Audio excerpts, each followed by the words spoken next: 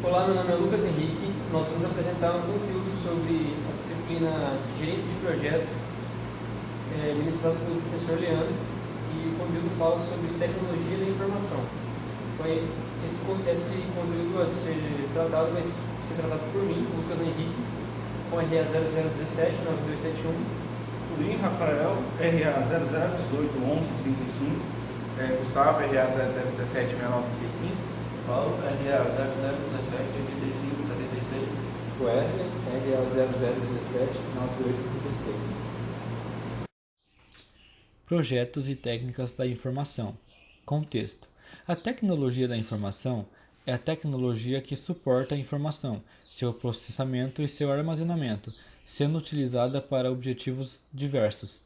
Acredita-se que a TI é fundamental para a melhoria da competitividade de uma organização, com o avanço do uso de processos empresarial que utilizam a TI como apoio de uma grande escala. Ela tornou-se a espinha dorsal para muitos negócios. Olhando também para fora da organização, o avanço do uso da TI e sua população é notável.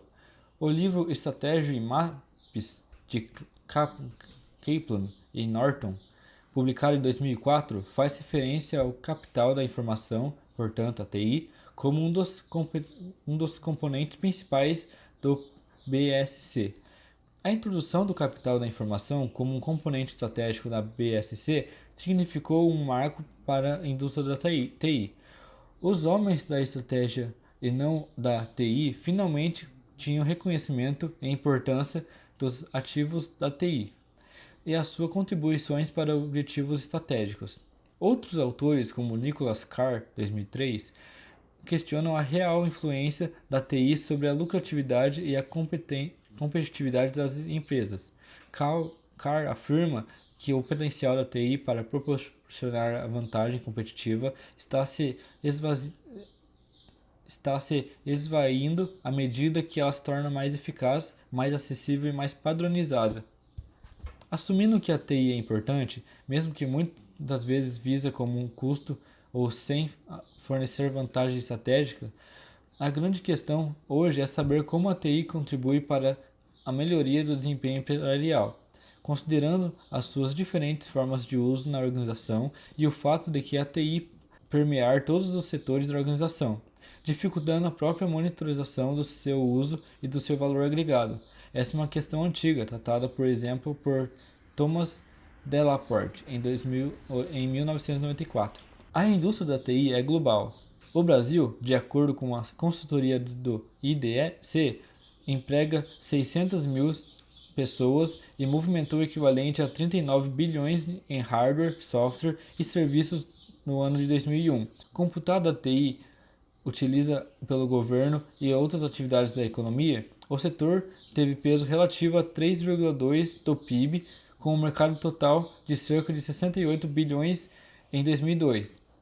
É importante ressaltar que o uso da TI se encontra em diferentes estágios em diferentes organizações. Seu maior ou menor importância vai depender de como ela é utilizada e da maturidade desse uso. Em certas organizações, a TI é vista e tratada como custo. Em outras, a TI é vista como estratégia e agregadora de negócio, de valor. As organizações mais contemporâneas têm de grandes processos esses que devem responder à demanda das mais diversas fusões e aquisições de empresa, por exemplo, são movimentos cada vez mais comuns que alteram a estratégia pré-estabelecida. Essas alterações configuram um processo que deve refletir nas novas organizações. A base de funcionamento do processo empresarial na atualidade é a TI. Se o processo de negócio que dependem da TI são alterados em função da estratégia de que se modificam constantemente devido principalmente às mudanças do ambiente, que tal tratar a ter uma TI flexível que permita rápidas reconfigurações da organização?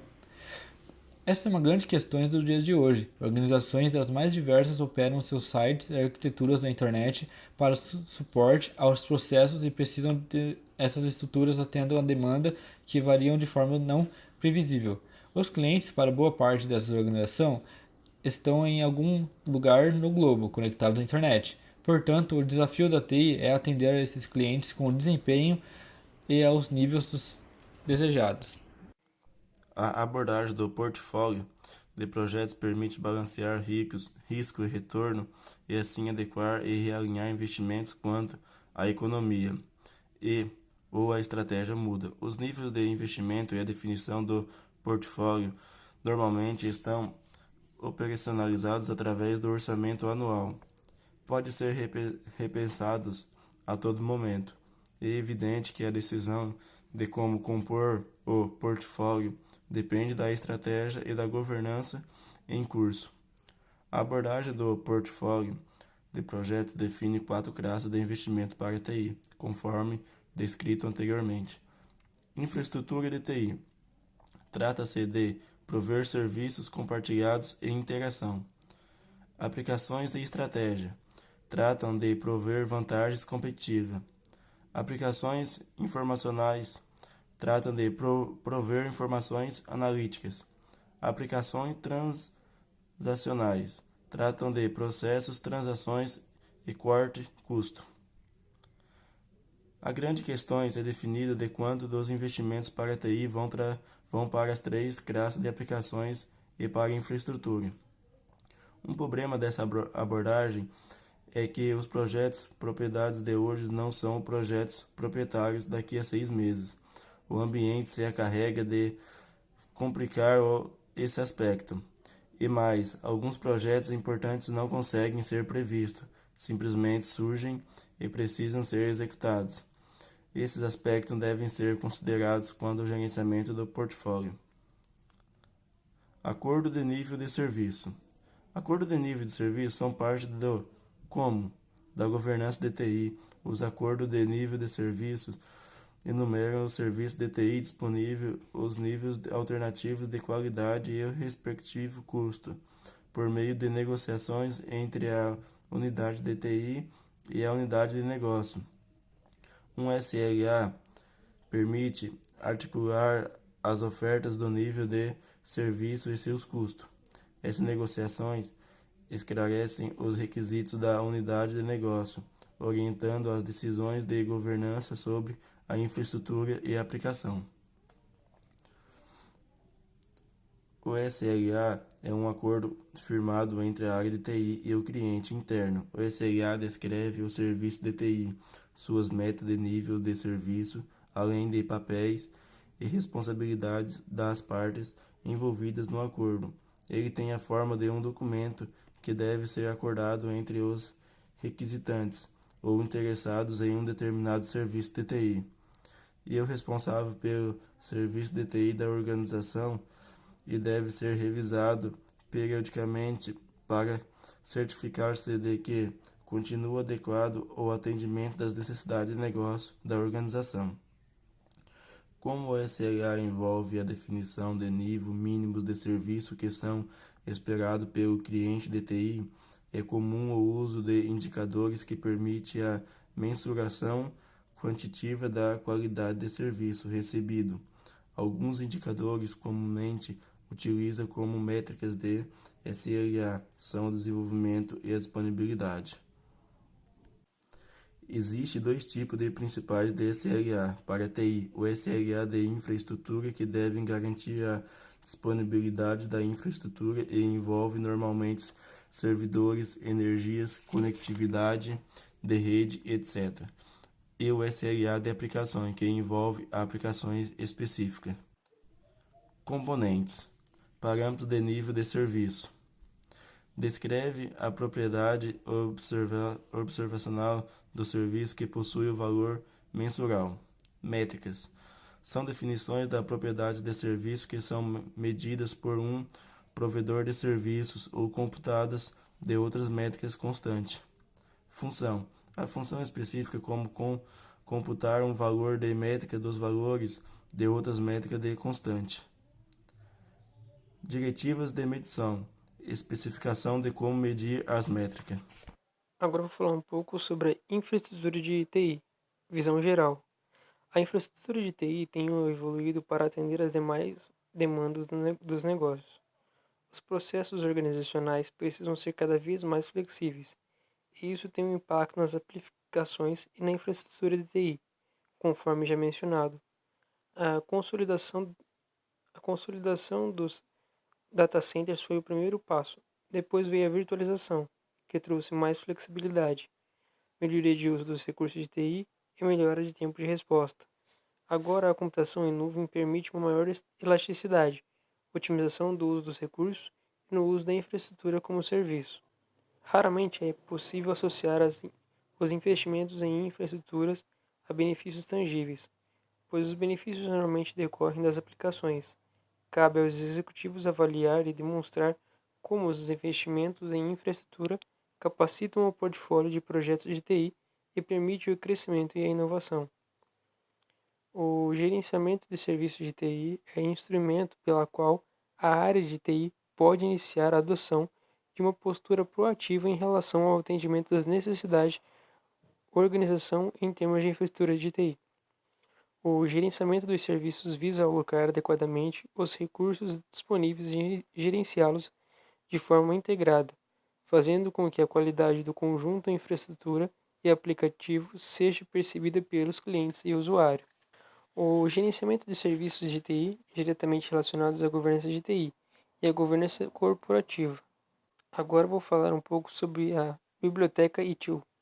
A ITIL foi criada para disseminar de modo sistemático e coeso as melhores práticas comprovadas do gerenciamento de serviços de TI. O objetivo inicial era garantir o mínimo de padronização de atendimento em termos de processos, terminologias, desempenho, qualidade e custo, considerando a larga adoção de outsourcing e a subtração de serviços de TI por diferentes órgãos, agências e instituições no governo britânico.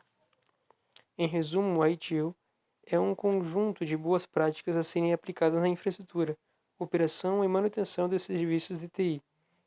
Ela foi desenvolvida no final dos anos 80 pela CCTA e atualmente está sob custódia da OGC, da Inglaterra. A oferta de serviços de TI relaciona com todo o gerenciamento, manutenção e operação da infraestrutura de TI. A qualidade de um serviço refere-se ao grau em que ele atende às expectativas e exigências do cliente. Os objetivos do processo de gerenciamento de serviços de TI é contribuir para a qualidade dos serviços de TI. Os serviços de TI acontecem em ciclo de vida. A biblioteca ITIL é baseada na definição dos objetivos e políticas estratégicas, implementação da estratégia, projeto de transição e operação, e no aprendizado e melhoria contínua dos serviços. Os livros ITIL da versão 3 correspondem às partes do ciclo de vida do serviço: estratégia do serviço, desenho do serviço, transição do serviço, operação do serviço e melhoria contínua do serviço. Cada parte do ciclo de vida de serviço exerce influência sobre as demais e conta com entradas e realimentação entre si. Estratégia de serviço prevê e conceitua um conjunto de serviços que ajuda o negócio a alcançar os seus objetivos. Aqui são tomadas as decisões estratégicas relacionadas aos serviços que serão desenvolvidos. Desenho de serviço. Desenha ou projeta os serviços tendo em vista os objetivos de utilidade e garantia. Basicamente, projeta o que a estratégia decidiu.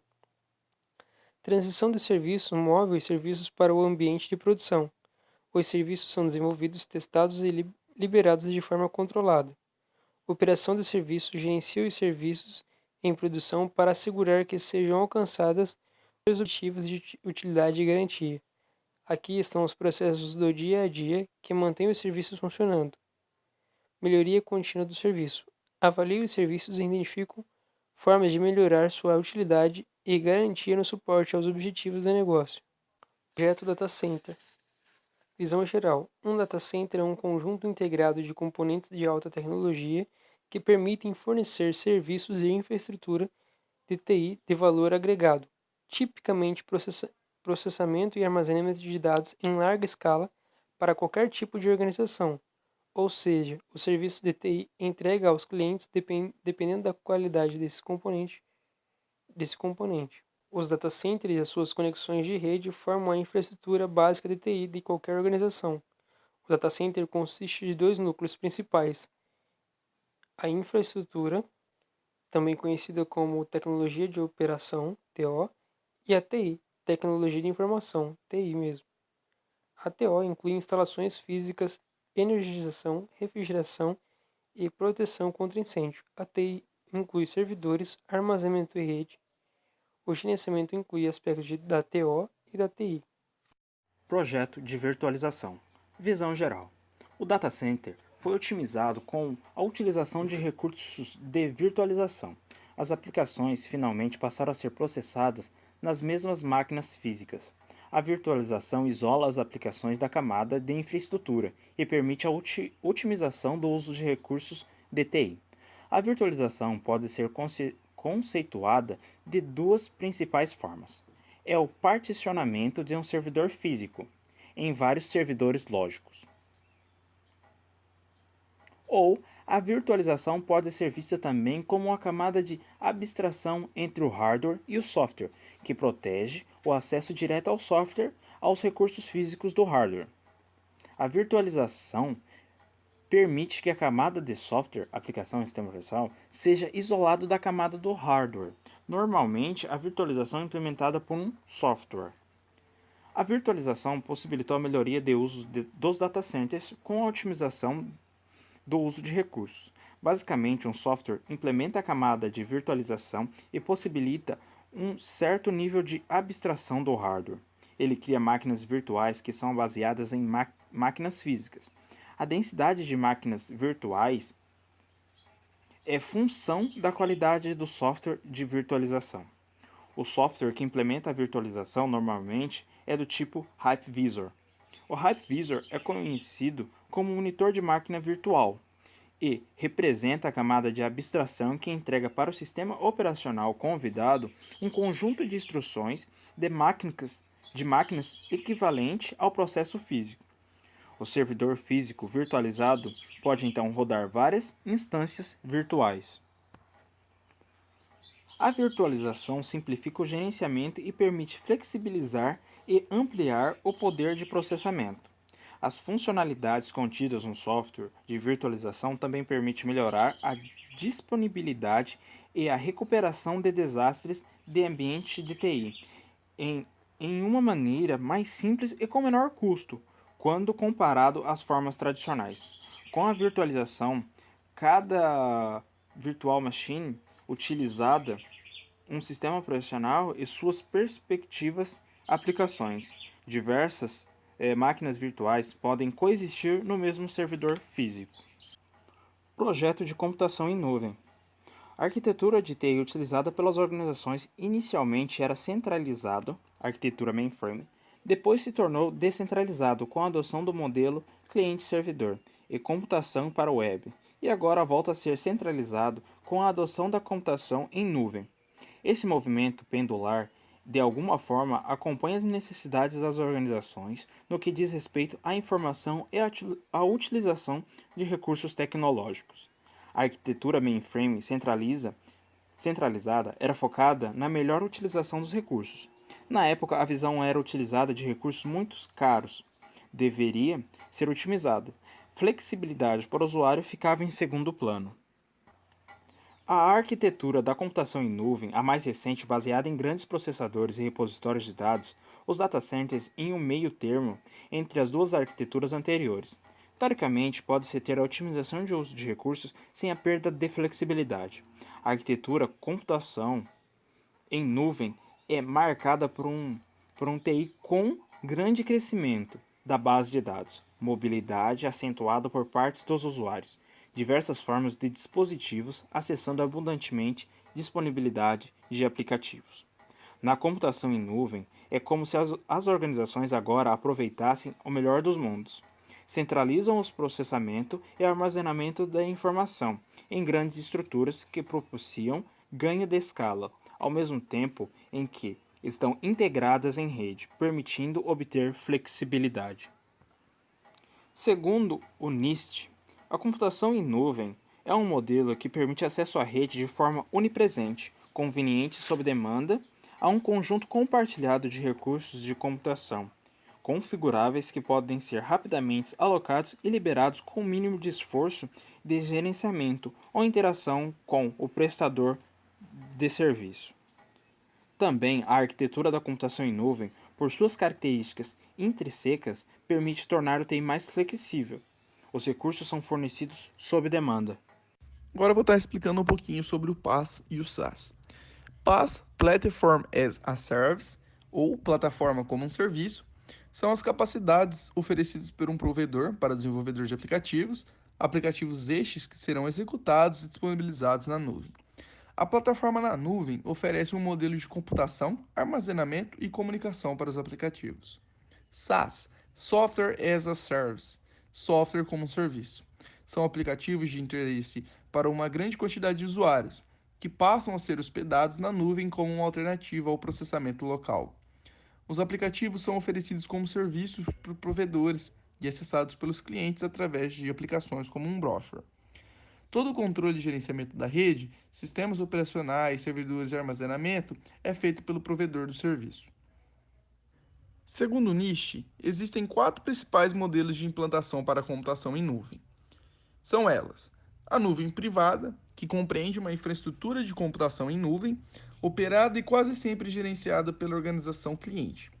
Os serviços são oferecidos para serem utilizados pela própria organização, não estando publicamente disponíveis para uso geral. A nuvem pública, que é disponibilizada publicamente através do modelo Pague por Uso, são oferecidos por organizações públicas ou por grandes grupos industriais que possuem grandes capacidades de processamento e armazenamento. A nuvem comunitária, neste caso a infraestrutura de computação em nuvem, é compartilhada por diversas organizações e suporta uma comunidade que possui interesses em comuns. A nuvem comunitária pode ser administrada pelas organizações que fazem parte da comunidade ou por terceiros, e podem existir tanto fora como dentro das organizações. E por fim, a nuvem híbrida. A infraestrutura é uma composição de 2 ou mais nuvens, privada, pública ou comunitária, que continuam a ser entidades únicas, porém conectadas através de tecnologias proprietárias ou padronizadas que proporcionam a portabilidade de dados e aplicações. A nuvem híbrida impõe uma coordenação adicional a ser realizada no uso das nuvens privadas e públicas, com impacto na governança. A elasticidade nada mais é do que uma propriedade fundamental da nuvem. É o poder de dimensionar recursos computacionais diminuindo ou expandindo-os facilmente e com o mínimo de atrito. É importante compreender que a elasticidade acabará por propiciar a maioria dos benefícios da nuvem. A elasticidade da computação em nuvem permite transferir o risco da baixa utilização e da alta utilização para uma situação de ajuste fino entre a carga de trabalho e os recursos disponíveis. A ideia central da nuvem é possibilitar que as aplicações rodem em data centers isolados, que possam rodar na nuvem em um ambiente de larga escala e de uso elástico dos recursos. A elasticidade tem a ver com a demanda atual e a demanda futura. A proposta da computação em nuvem é de alguma forma melhorar o uso dos recursos e tornar as operações de TI mais econômicas.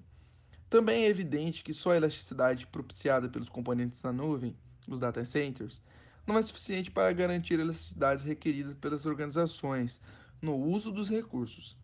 Também os aplicativos e as suas arquiteturas deverão ser orientados a serviços para garantir a elasticidade. Abstração.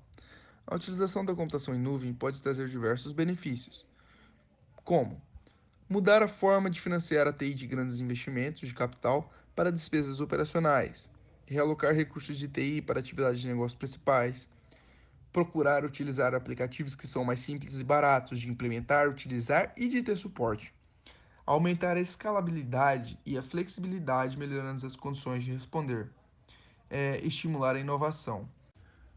Um outro conceito importante é sobre a arquitetura de referência, que define os atores da nuvem.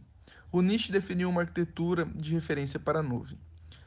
Os atores da computação em nuvem, considerando este modelo de referência, são consumidores de nuvem, adquire e utiliza serviços na nuvem, provedor de nuvem, responsável por disponibilizar o serviço na nuvem, broker de nuvem, gerencia o uso, o desempenho e a entrega dos serviços de nuvem e negocia a relação entre provedor de nuvem e consumidor de nuvem. Auditor de nuvem, conduz a avaliação dos serviços de nuvem com foco em privacidade, desempenho e segurança. Operador de nuvem, fornece a conectividade e transporta os serviços entre CP e CC.